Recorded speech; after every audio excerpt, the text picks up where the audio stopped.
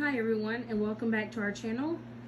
We will be continuing on our March challenge of reading 20 minutes a day, which obviously I've been lacking in this last half of the month due to sicknesses and other things that have been happening. So I apologize, but I am going to get us caught up quickly. I can guarantee you that. So that we can start the second book in April. With further ado, we're going to start reading chapter 14 of The Bone Witch by Rin Chupeco.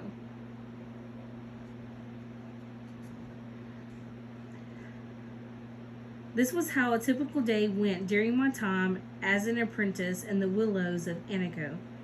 I woke up at the same time I had as a maid in the Valerian, when the tower bells rang at 6, mostly from habit. Breakfast would not be served until 7:30, but I took the opportunity to practice the dances I had learned the previous day or study the books I was given to read for my history lessons. Sometimes, if I had nothing else to do, I would sneak downstairs and help either Kana or Faris with their chores. I knew Mistress Paramina disapproved, but she was never an early riser, and if Lady Shadid knew, she never told. If there was one thing about my new position that I was thankful for, it was the food. Instead of the gruel that was marked my servant days, I was given lavish bread and cheese with jam specially prepared for us by a nearby confectionery. Some days it was a marmalade or fig or sour cherry, but my favorite was always quince. I had sweet gooseberry tea with my meal and 2 roomberry slices. Mistress Paramina often woke when I was done, and together with Lady Shadi, we would make a small offering of water and bread to a small shrine set up in the main room we received our guests in before 2 abstract idols that symbolized Blade that soars and his lover Dancing Wind. Mistress Paramina had never shown any inclination for the old gods, or for the great world spirit, or for any of the other major devotions in the months I lived at the Valerian. Lady Shadi explained to me that this was done at every Ashika regardless of their afflictions, out of tradition and respect for Vernasha and the Willow's founder, who had also been a devotee of Dancing Wind. After the offering, we went our separate ways.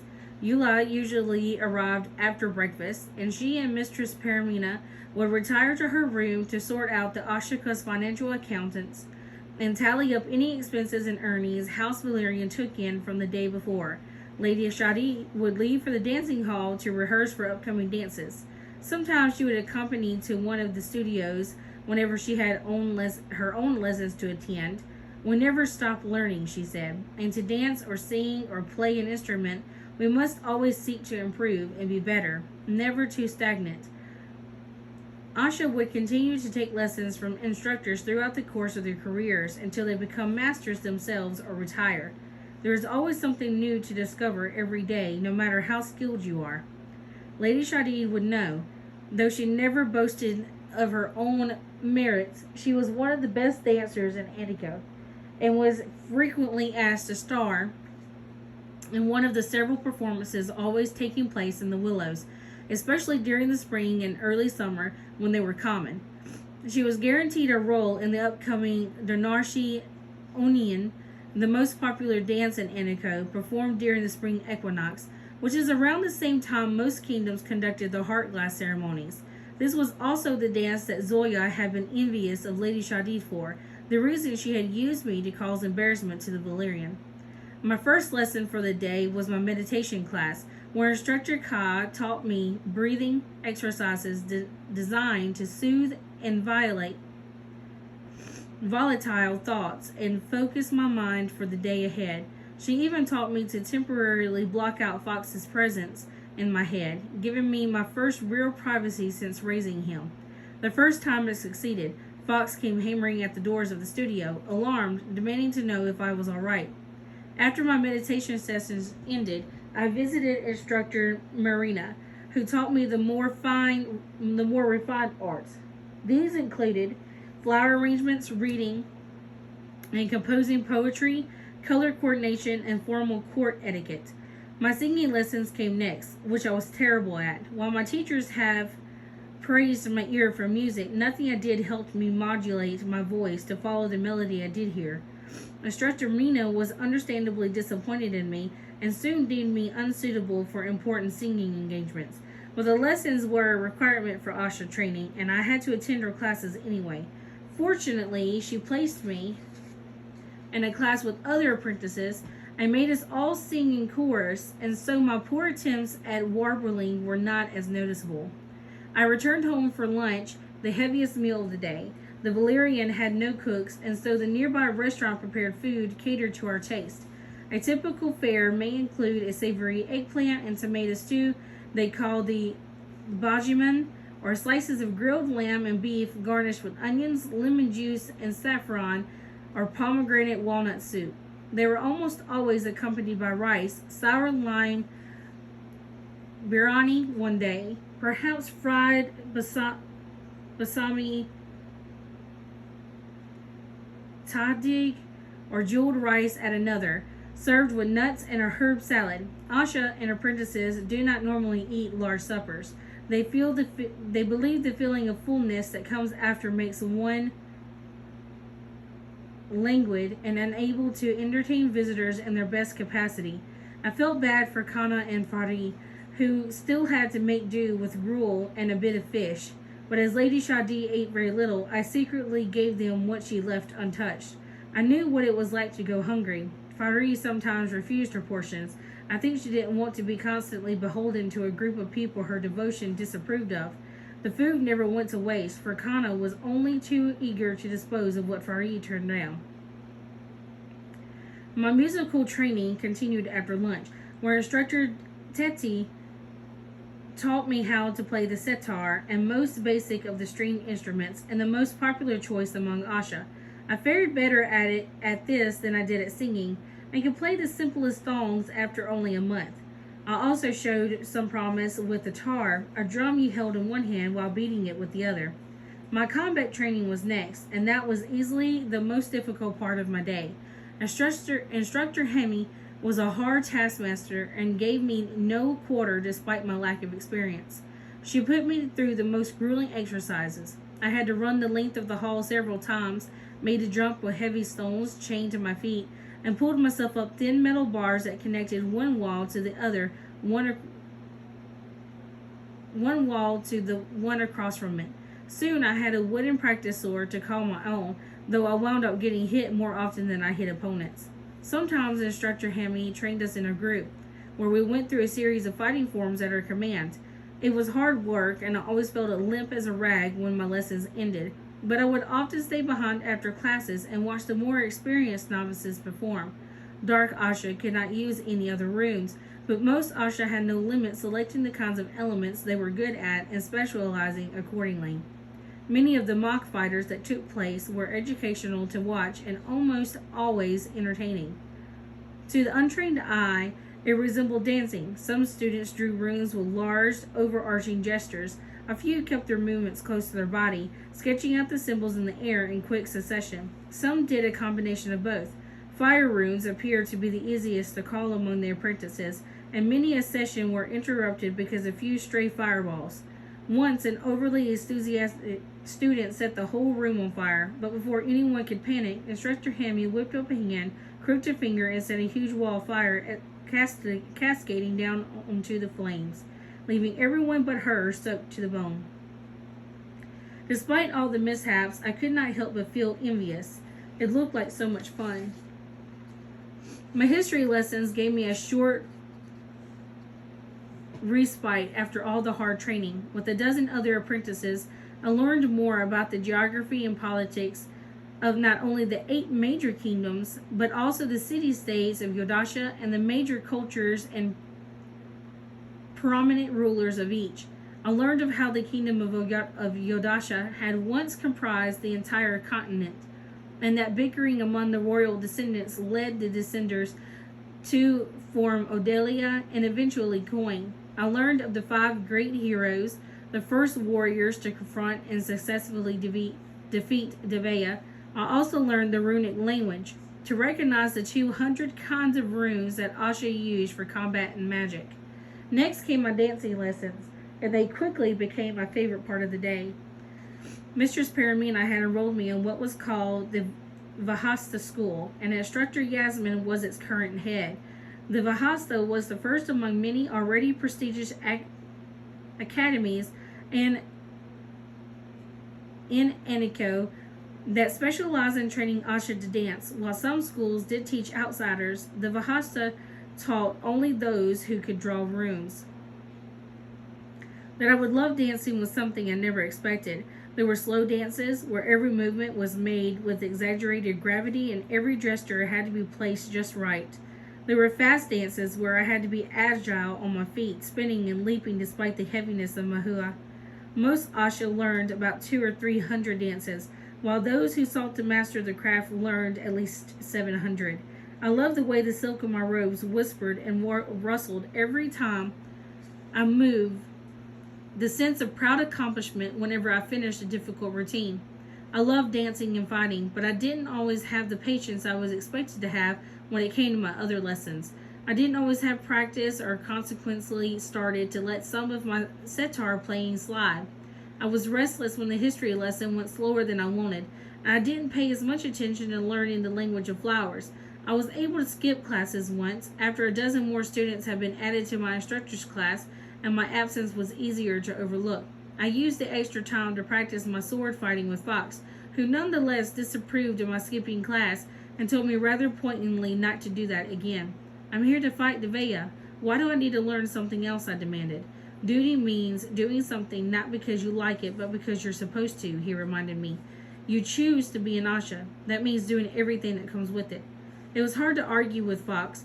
The disappointment I could feel through our bond was enough to make me cry.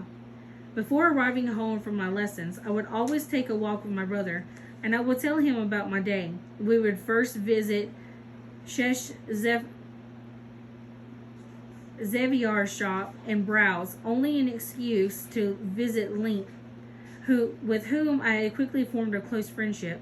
Then we would take a walk around the marketplace of Aniko, and we would purchase a few snacks to eat, such as feta cheese drizzled in a spicy sauce, or salty watermelon seeds, or crunchy carrot or zucchini slices we could eat with chickpea dip. Fox was invasive when I asked him about his day, and would only say that instructor Hammy had been assisting him in training as well. But when he showed up one day sporting fresh cups on his arms, I couldn't wait. Have you been getting into fights? I demanded. Are you doing something illegal? Don't make me look into that stubborn head of yours. Fox laughed and raised his hands. I'm not doing anything that Asha haven't approved. It's combat training with Army soldiers team. You cannot expect me to get out of every fight blemish free. But your wounds aren't healing. I don't feel the pain and I don't bleed. Another perk of being dead. My brother wasn't taking it seriously, so I tried appealing to Lady Michaelia. There's a remedy for Fox's physical injury, she told me gently, but you are both not ready for it. When the time comes, I will teach you myself. Trust me, T. I did, so I grudgingly acquiesced. It was a foolish thing to hope for and unrealistic given my circumstances, but I always kept hoping to run into Prince Cantz, though I never did. I had not seen him since my mishap at the falling leaf, and now I'll be wanting to find him and apologize, even if I knew I was using this as an excuse for something else. But the prince did not return the coin, and I forced myself to abandon such unreasonable hopes. It was late in the afternoon by the time I arrived back home, and I would often lock myself in my room and practice the dances I had learned that day until supper was ready, usually a savory stew and bread and some yogurt sweetened with honey. I studied my lessons, practiced both my combat and dancing training, and went to bed early to begin the cycle all over again the next day. Out with it, Link. What do you mean? Fox and I had brought along some sweetly chilled paluda as a gift for Link. Clients were few at this time of day, and Shess was kind enough to give him a half-hour break. We three made a strange sight, sitting at the side stairwell watching a long row of stores and the different customers who trooped in and out of the shops, browsing and bargaining. Link looked tired. He was noticeably thinner and only picked at his food. There's something wrong with this. I reached over and tapped his heart's glass, which stuttered between red and pink. I don't understand what you're saying. I may not be an Asha yet, but I know heart's glass. I'm good at reading heart's glass, even when you do your best to hide it under your shirt whenever we meet, and yours don't make sense. Now he looked nervous. I have the same heart's glass as everyone else. No, you don't, and that's my point. I thought there was something unusual when we first met, but I didn't think much about it. But your heart's glass repeats the same rhythm over and over again, regardless of what you're really feeling. It's not natural. No other human's heart glass does that. What is it? T, Fox interjected. This is a personal matter. No, it isn't. You don't have a life-threatening condition I'm aware of. You're nervous and worried, but your heart's glass never changes color to reflect that. I don't know how else to explain it, unless you're not human at all. I'm as human as you and Fox. Well, maybe not Fox. Thanks, my brother said. Then what's wrong, Link? You know you can trust us. Fine. The boy took a deep breath. I'll tell you. He turned so that his back faced the street and removed one of the pins in his hair. His heart glass changed immediately into a brilliant silver sheen. Link, I gasped. You're a... I can draw runes, Link said bitterly. And you know what that means. Nobody knows because no one really looks at a shop's assistants. But when my Heart's Rune Day arrives next year, they'll find out and I'll be forced to become a Death Seeker. You can't, Fox said, alarmed. It's a hard life. You're lucky they haven't found you yet, or you'll be at the training camp by now. I don't have a choice. Does Mistress Shesh know? Yes, this was her idea, but she can't do anything about it. It's the rules. Why not be an Asha? I want that more than anything. Tears rolled down his face. But you know I can't be one. I'm the wrong everything for it, just not where it counts most. I felt terrible for him. Link was easily more beautiful than many other Asha I had seen. He was light on his feet and graceful. I also knew that he would not be able to survive Death Seeker training. He would not be an exceptional dancer if only. Why not? It was Link's turn to stare at me. Why not what? Why not be an Asha for a little while? You're teasing me. In what way can I? The Donarchi Onion is coming up. The performances are not all strictly for Asha. And the hours leading up to the main dance, the stage is open for all who would like to participate. It's what makes the Donarchi Onia special. They encourage people to take part, to experience being part of the ceremony for themselves. It gives those who have been taking lessons a chance to join in, if informally. But only children perform there, the boy protested. It's a chance for parents to show off their daughters, and the association encourages it. It's easier to find gifted dancers that way, and I'm not. You're forgetting that you're barely 13 and still a child yourself, and I can tell you're lying. You can dance, can't you? I shot a pointed glance at his heart glass, which was now peppered with blue ripples across the surface. Have you been taking dancing lessons? His heart glass turned a beautiful cobalt blue, and my eyes widened. Link, you've been taking lessons? Some schools don't require you to be Asha to take them, he said defensively.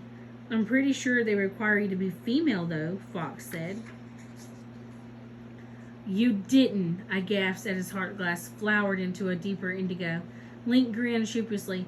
I wore a few spells to disguise myself. Most of the students used them, so no one gave me a second look. I know that look she's got on, Fox said, watching my face. You may not be in trouble right now, Link, but I have a feeling T would gladly volunteer you for it. It's not illegal, I said, and I'm helping out a friend. How much trouble could that be? Fox saw it before I did. He leaped to his feet, and I caught a quick glance of a robed figure before it turned the corner and disappeared from view. Stop! My brother took off after it, and we abandoned our Poloda to give chase. By the time we had caught up to him, the robed stranger had vanished from view. Did you see him? Fox demanded of a passing maid. I saw nothing, the girl said, thoroughly confused. But you must have. He passed right by you. I'm sorry, my lord, but I didn't see anything. What's going on? Link demanded. Did you see him?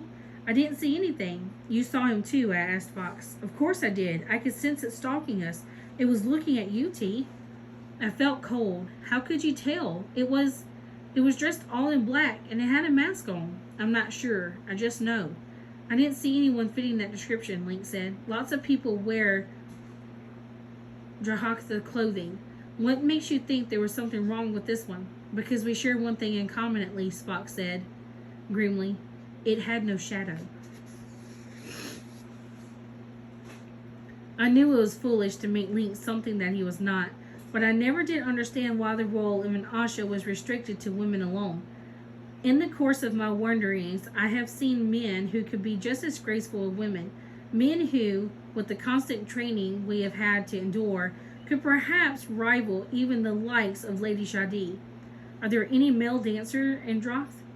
The royal court seems to prefer the women more, I said. In a court of men, it is likely, but males are not the only people who can rule a realm. If women are encouraged to fight and draw runes and strive to be a man's equal in those regards, then why can't a man be encouraged to sing and dance and entertain as we do? And Droth, I admitted, men consider such trivialities beneath them. The performing arts are not a show of strength. They are a sign of weakness. Then perhaps we should carve a world one day where the strength lies in who you rather than in what they expect you to be.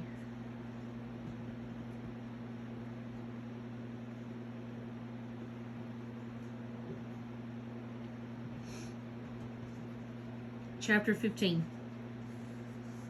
I heard that the Heart Forger was in the Willows almost by accident. Shesh mentioned it only in passing when I visited her and Link at the Zephyr shop. The Asha are abuzz with the news, she told me, pinning a new selection of dovetail combs into my hair while Link looked on. They say he's taken up lodging for a couple of nights at the Snow Pier, since he's a close friend of the owner's. I was no stranger of the Heart Forger's work by then. Some of Lady Michaela's books talked about him in detail, including stunning illustrations of the heart's glass he forged over the years. He had discovered a cure for smallpox and spotted fever and was notorious for charging the wealthy exorbitant prices for his wares while giving them away to the poor at practically no cost. The book also went on to say that the Heart Forger, like most Heart Forgers before him, had close ties to Dark Asha, though they were never specific on the hows and whys of the relationship. How long do you think he'll be staying? I asked, keeping my voice casual. Shesh shrugged.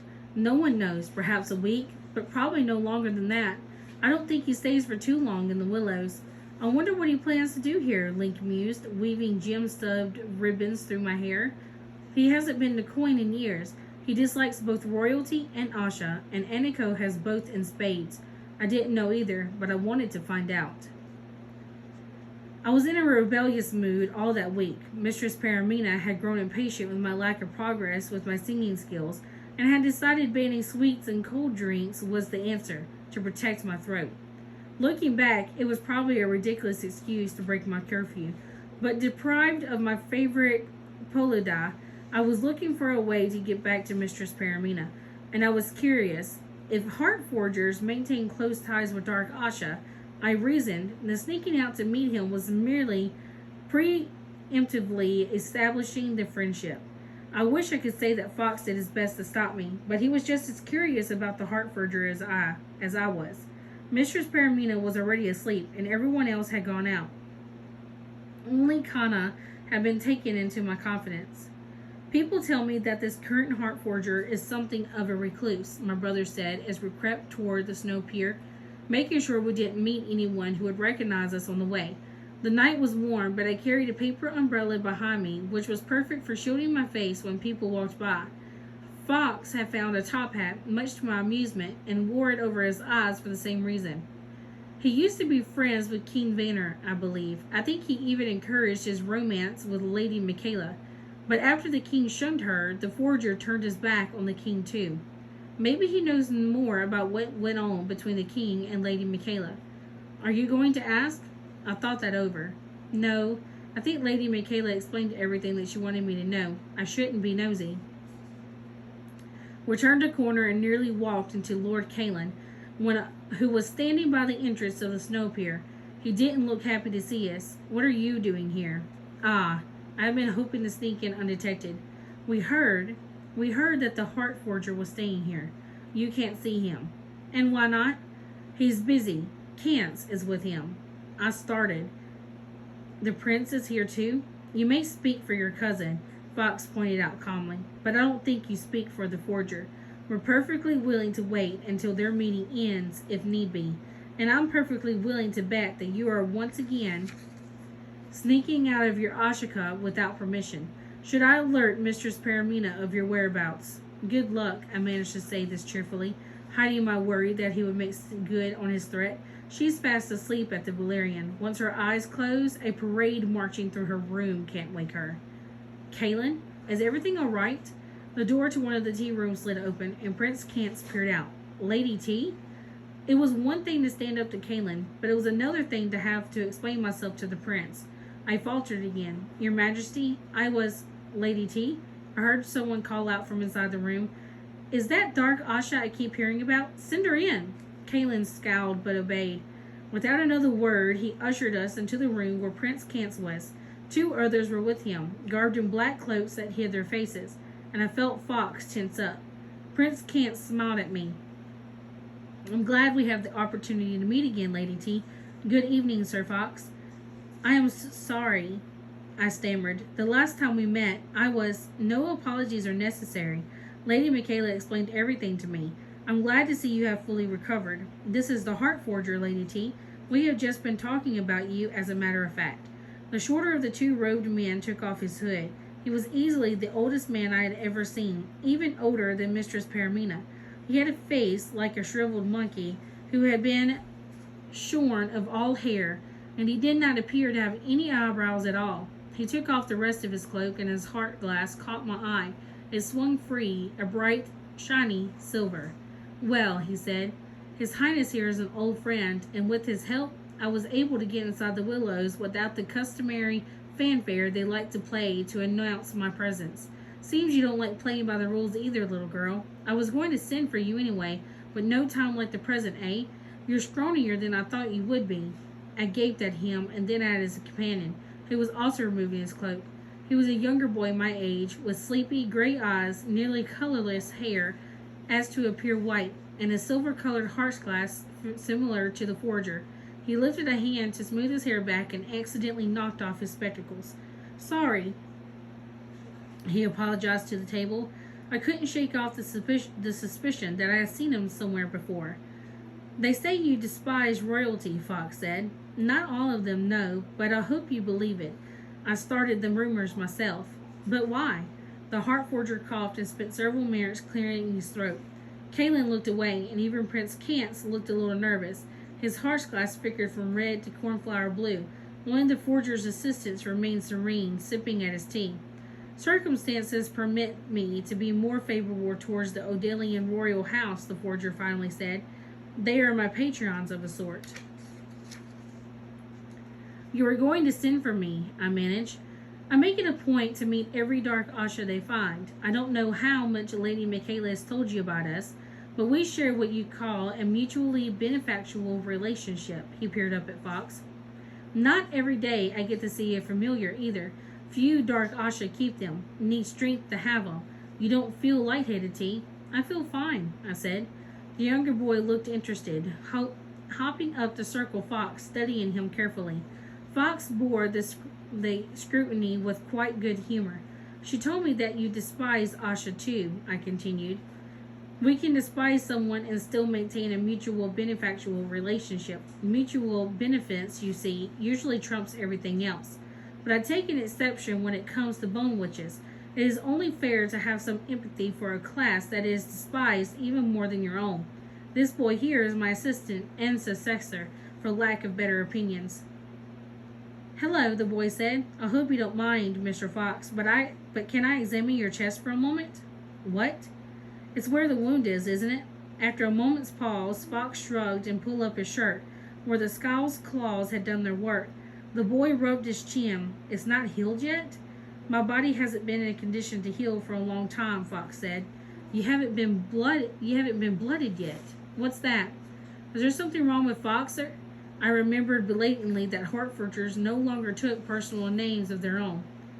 Call him Junior. Someone has to. The forger looked me over. Your mentor, Lady Michaela, serves as one of the main suppliers of my craft, and as thanks, I try to get to know her charges better. You are her first and only long-standing apprentice, and so I am forced to make good on my promise. The forger produced a small bottle from a bag around his waist. They were all appeared empty. Choose one. Hesitant, I selected a green one. Removed the stopper carefully. The sounds of children laughing and at play, the sensation of running through grass. The forger's gnarled fingers closed over mine, shifting the stopper back into place. What was that? I sputtered. Happiness. The forger tapped at the bottle and took a small sniff to ensure it was sealed again. At least, how happiness is defined if you're a young mother with 3 small children. I collect memories like these in the course of my work. But why? I am called the heart forger for a reason, girl. To make a heart, you need memories. There are many people who trade them in for little cash to spare. Try this one. Watching a tiny casket lower into the grave, weeping as the first shovelful of dirt is pulled into the grave. Sadness is a popular commodity to sell, the forger said, stopping the bottle again. It is a common ingredient in my work, so unfortunately the supply rarely outstrips the demand. People are more willing to forget what makes them sad instead of what makes them happy. But happiness? Happiness pays very well. It's a strong enough memory, and it comes back over time, several years on average. But few people are willing to part with it, despite the financial compensation. It is not something you can easily put a price on. And then there are certain kinds of memories I require from Asha, from those silver heart's glass. Dark Asha are especially stronger and potent. That's where you come in. Will you? Will I what? Supply me with memories. He grinned at the face I made. I never grow tired of seeing that look on your face when I ask. You don't forget them, of course. We've got silver heart's glass for a reason. Our hearts can rarely be replaced, but the upside is keeping our memories intact. No matter how much of them I draw out, we don't forget. Can't tell if that's a blessing or a curse most days. You'll feel a bit out of sorts for weeks, but you'll be all right. In exchange, I give you information. My customers make up the bulk of the city, all cities. I would be honored to do all I can to help you, but what kinds of hearts do you make? Difficult hearts, of course. The money I earn from forging one heart can keep me fed and clothed for a couple of years. The nobles can afford it. All the backstabbing and politics and scheming, I imagine, having their hearts taken away by some rivals and such. They'll want a new heart quick for that, before they go completely in someone else's power. Once I get a new heart ready, the old heart stops working, you see, becomes worthless in enemy hands. I've got hearts in reverse, primed for the day. Some nobleman loses his heart to someone out for his blood and needs an immediate replacement. They lead very exhilarating lives, and all I can say. But can't you do the same thing for Lady Michaela? Yes. Missing her own heart too, isn't she? Dark Asha hearts are more complicated than your commonplace weaseling backward politician. Too many rare ingredients to find, too expensive. There's still 3 or 4 key things missing from your mentor, and she's been hunting for years. Memories from breaking free of possession. That's difficult enough to find. Memories of a false follower, a faceless committing false follower atrocities. And even more difficult, considering how secretive they are, how they would rather die than to be taken alive, and how you'll still require their permission. No, T. I think Michaela will have to resign herself to a lack of heart's glass. She's been doing well without one so far, as no one knows where King Vanner had it hidden. I suppose it's a good compromise, even if it isn't the compromise she wanted. The forger cuffed Junior lightly on the back of his head. Say something, idiot. I'm making a heart for an old man, the boy said adamantly. Growing dementia. I try to make as many visits here as I can, the forger said, but usually Junior here does the extracting for me. I won't be around when you're older, given my age. Don't give me that vow, but you'll live to be 100 speech. He added when I opened my mouth, I am 100. I won't be here forever, and Junior's slow, on the uptake, but good enough with his hands to work with the forge. You'll be the primary Dark Asha when I pass on the title to him, so I expect you to keep him out of trouble. Damn fool's got a bleeding heart of his own. Would build hearts for anyone who asked if they cried hard enough. But is it necessarily a bad thing? Prince Kance asked. In this business, it is. It doesn't strike me as a fair trade, Fox pointed out. You got her memories, and all she gets is information. True enough, the heart forger reached into the folds of his robes and produced a polished white stone no bigger than my thumb. Lady Michaela turned over to me a certain seeking stone used one summer night a few months ago. I destroyed the parts I didn't need, wove my brand of magic on what remained, and feel it only appropriate for you to receive this. Why? I've bespelled it with a young soldier's determination and an old woman's stubbornness. Wear this on your person at all times, and anyone else seeking to control your mind will find it an uphill battle. He waved his finger. Whether they eventually succeed, though, depends entirely on your own resolve. Take this as a show of goodwill on my part, I suppose. Then let me return the favor, I said, closing my hand over the small stone. What memory would you like me to provide? The heart forger was surprised but pleased, though he tried to hide it. Any memory. Whatever you need. I didn't think I had experiences too traumatic for me to relive over again, as I assumed the memory he would try to take was when I first raised Fox from the dead. I usually wait until the second meeting to provide a list of my demands, but if you insist, there is one thing I've been hoping to finish tonight. He reached over and traced something in the center of my forehead. I felt an odd sensation, a sudden influx of memories bubbling to the surface, like the heart forger was raffling through the pages of my mind. This one should do nicely. There was no pain, but I felt my thoughts being gently probed forward. Fire and calm, these two. Water and flash. Much like my son's. This is Prince Kance. The boy smiled at me, and I felt my cheeks prickle with heat. It is my honor to meet you, Asha, he bowed. That will do. His hand left my forehead, but with it trailed a little silver of mist that wrapped around his fingers. He guided it into his heart's glass, and we watched it disappear into its bright depths. I was still red. I knew Kance and Kaelin saw nothing, but that made no difference to my embarrassment. The heart forger rose with a grunt, joints creaking. His apprentice abandoned his study of Fox and rushed over to assist his master. I've got a long night's work ahead of me still, the old man said. Never a moment's rest. You have my gratitude in indulging the old man's curiosity, Lady T. You and your familiar. Good night, your highness, Lord Kaelin. That was the first time I've ever watched him at work, Prince Kance said, once the two had left. Though I must confess, I didn't see anything out of the ordinary. Did you, Kaelin? Kaelin only shrugged. It was difficult to be in the same room with the boy who your first memory of had just been handed over to be measured and processed like medicine.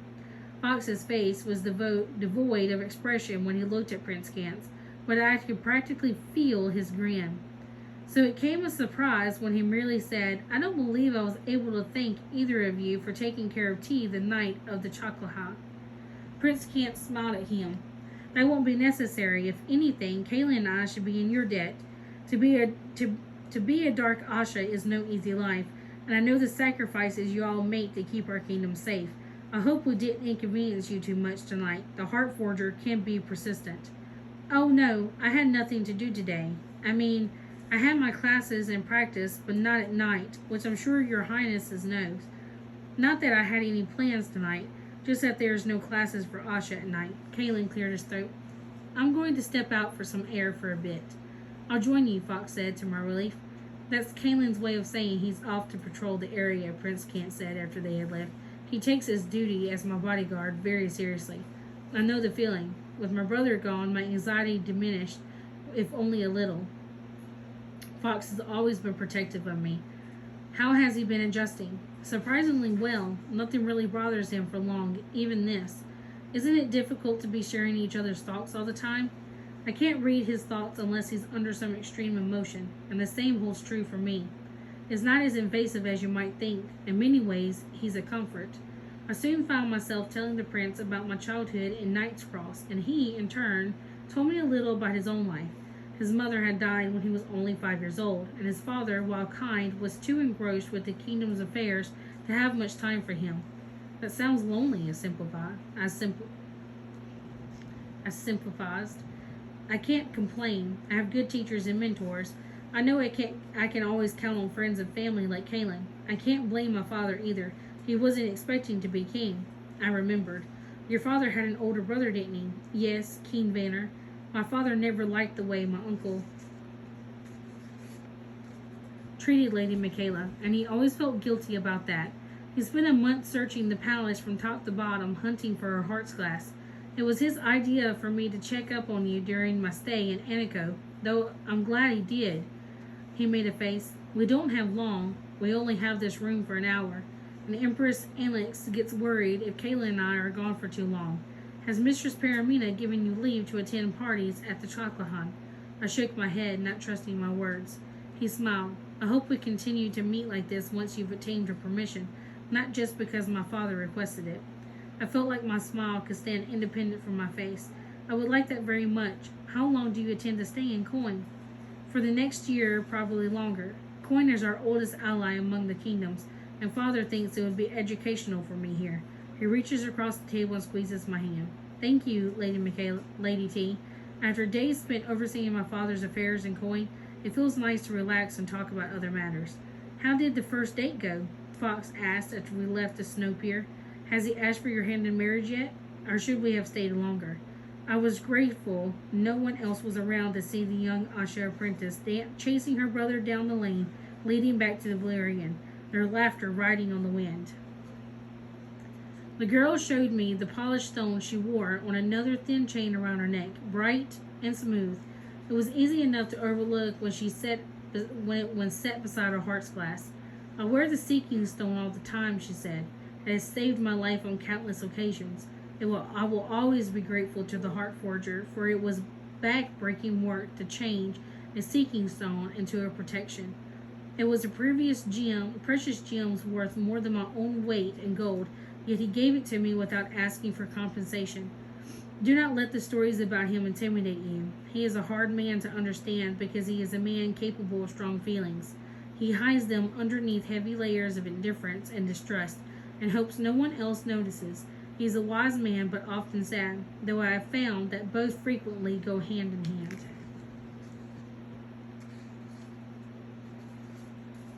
Join us in our next video for chapter 16 through 17.